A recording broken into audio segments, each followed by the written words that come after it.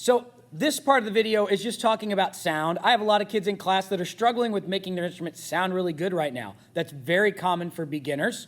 So first I'm going to talk about with the trumpets. The first thing we need to check, just for getting our sound, is that we're setting up our face right. I know I've gone over this in videos, but we'll go over it a bunch. You're going to say E, M.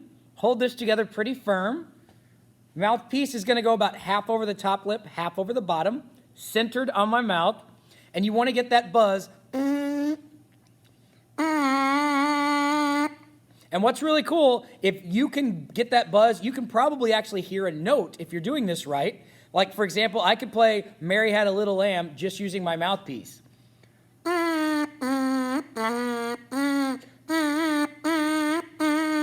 For those higher notes, I'm using a little bit faster air, and my lips have a little bit more pressure. I'm not biting down hard, but there's a little bit more pressure. And for the lower notes, I'm loosening up just a hair, but mainly I'm just pushing slower air out. So here's a high note with faster air. This is all firm. And here's a lower note. That's all from the airspeed and from our muscles right here. For every kid, that feels different, so you're going to just have to experiment with it, and it's okay if you're sitting in your room just buzzing away on your mouthpiece trying to figure that out. You put that on the horn, and all of our notes right now are pretty similar. There's none super high or none super low. We just have E, D, and C. So you want about this speed of buzz. If you're getting this sound, you're probably sticking your lips out like a kissy face or puffing your cheeks. We don't want to puff our cheeks. We want to keep our lips in. Firm and fast air. Some people, when they're beginning, they use too slow of air. Fast air. I always tell the kids in class, if the note's too low, instead of blowing out 5 birthday candles, blow out 100.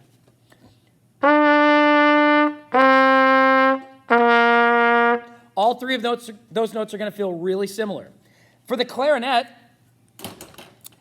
the biggest problem is where our reed is placed on our lips, how much air we're pushing, or the angle of it. Those three things happen a lot. So the first thing we want to make sure we do is have our lip curled over. Our teeth are going to rest on top of the reed. I'm going to turn my face to the side so you can see it. Now the angle is not up here. You don't want your clarinet sticking out like this. The angle is not straight down, but it's pointing out in front of your feet. You'll notice I'm just using this part of the clarinet, the barrel and the mouthpiece, because this is where the sound is created. Everything else is moving our fingers. So you want to start with this.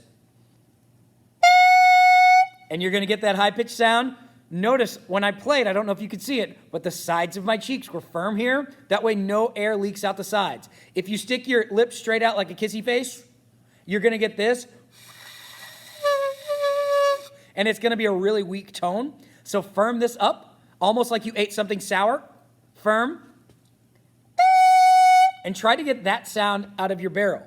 Then when you stick it on the clarinet, you're just making sure you're covering the holes so no air leaks out. Right now, we're just doing our thumb, covering that, and our first 3 fingers.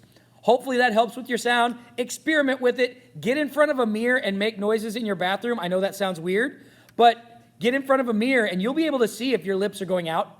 Sometimes we don't tell. You'll be able to see if your cheeks are puffing. Sometimes we can't tell until we look at it. So hope that helped with the sound production. If you're having an issue, send me a video as your assignment, of just you playing a note and say, Dr. Thomas, this is what I sound like and I need help. If you're struggling, I will respond back and help you guys out.